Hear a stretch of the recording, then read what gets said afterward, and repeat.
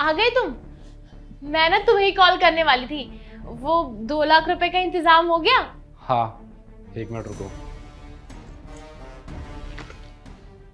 पूरे 2 लाख रुपए। अच्छा तुम हाथ मुंह धो लो, मैं तुम्हारे लिए खाना लगा देती हूँ। सुनो,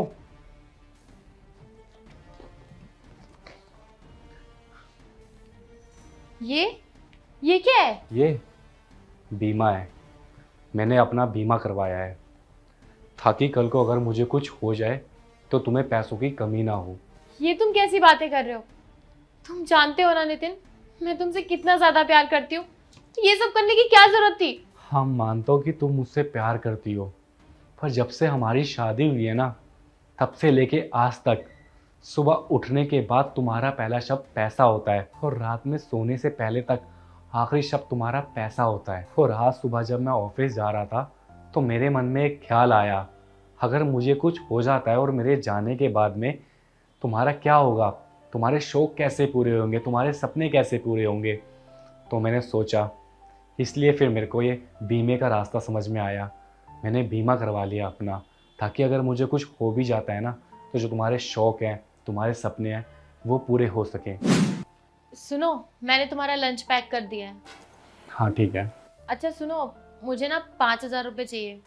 5,000 रुपये किस चीज़ के लिए? वो मुझे पार्लर जाना है, मैनिक्योर पेडिक्योर करवाना है, बहन की शादी आ रही है ना इसलिए। अच्छा ठीक है।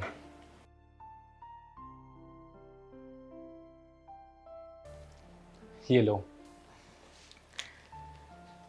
और सुनो, वो मैं ना एक बात बताना भूल गई, मुझे ना 2 लाख रुपए चाहिए।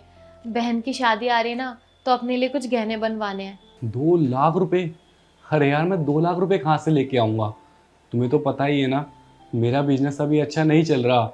जितने पैसे मेरे पास में है, मैं वो पैसे तुम्हें दे दूंगा, तुम उनसे ही गहने बनवा लेना। नितिन, मैंने सारे रिश्तेदारों को बोल दिया है कि मेरे पास बहुत सारे गहने हैं, और अगर मैं गहने पहन के नहीं जाऊंगी तो मेरी तो कितनी ज्यादा बेइज्जती हो जाएगी सबके आगे। अरे सबको बताने से पहले एक बार मुझसे तो पूछ लेते, इस घर में कमाने वाला कौन है? मैं हूं ना, तो मुझसे तो पूछ लेते ना एक बार। फिर एक बार बताओ, दिखावा करने से क्या फायदा? कैसी बातें कर रहे हो तुम? दिखावे जैसी कोई बात नहीं है।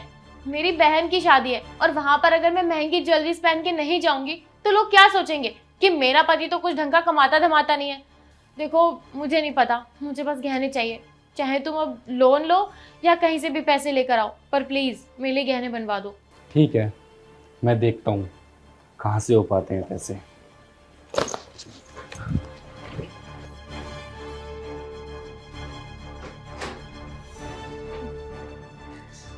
मानती हूँ नितिन कि मैं बहुत खर्चा करती हूँ और शौक है मेरे, और अगर मुझे किसी चीज की जरूरत होगी तो मैं तुमसे ही तो मांगूंगी ना। पर तुम्हें ये सब नहीं करना चाहिए था। ये सब करने की क्या जरूरत थी? हाँ, मानता हूँ कि तुम्हारी फरमाइश और तुम्हारे शौक को पूरा करना मेरी जिम्मेदारी है, पर तुम्हारा भी तो फर्ज बनता है ना कि मेरे से पूछो कि मैं ठीक हूँ या नहीं, मेरे साथ कोई तकलीफ़ तो नहीं है। पर नहीं, तुम्हें तो हमेशा पैसा दिखता है, सिर्फ अपने बारे में सोचते हो, अपनी ख्वाहिशों के बारे में सोचती हो। कभी मेरे बारे में भी सोचो। तुमने एक बार भी पूछा कि मेरे को बिजनेस में इतना घाटा हो गया, उसके बावजूद भी तुम्हारे ऊपर एक बार भी टेंशन नहीं आने दे रहा मैं, और घर के सारे खर्चे उठा रहा हूँ, तुम्हारे शौक उठा रहा हूँ। कैसे कर रहा हूँ मैं ये सब? तुम्हें मुझसे पूछना चाहिए था। शिवानी, बस एक ही बात बोलना चाहूँगा, जीते जी मेरी कदर कर लो। अगर मुझे कुछ हो गया ना, तो उसके बाद में तुम मेरी कदर नहीं कर पाओगी। पूरी ज़िंदगी तुम्हें पछतावा रहेगा। उस पछतावे को आने से पहले कदर करो मेरी। नितिन, मैं मानती हूँ कि मेरी गलती है, पर अब मुझे रियलाइज हो गया है कि मुझे तुम्हारे साथ ऐसा नहीं करना चाहिए था। और अब से ना, मैं तुमसे किसी भी चीज़ की डिमांड नहीं करूँगी। मेरे पास जो है, जितना है, मैं उसमें एडजस्ट करूँगी और कोशिश करूँगी कि मैं तुम्हारी प्रॉब्लम्स को समझ सकूँ। और प्लीज़, ये सब करने की कोई ज़रूरत नहीं है। नहीं चाहिए मुझे कोई बीमा, और मैं तुमसे प्यार करती हूँ, तुम्हारे साथ रहना चाहती हूँ। मुझे कोई पैसे नहीं चाहिए। आज के बाद मैं तुमसे वादा करती हूँ, मैं तुमसे कोई फालतू डिमांड नहीं करूँगी। कोई बात नहीं शिवानी, सुन के अच्छा लगा कि तुम्हें अपनी गलती का रियलाइजेशन हो गया है। बस आगे से मेरा ध्यान रखना और पैसों से ज़्यादा अहमियत मुझे देना। बाकी अब मुझे बहुत तेज़ भूख लगी है, मेरे लिए खाना लगा दो। ठीक है, मैं खाना लगा देती हूँ, तुम जब तक फ्रेश हो जाओ।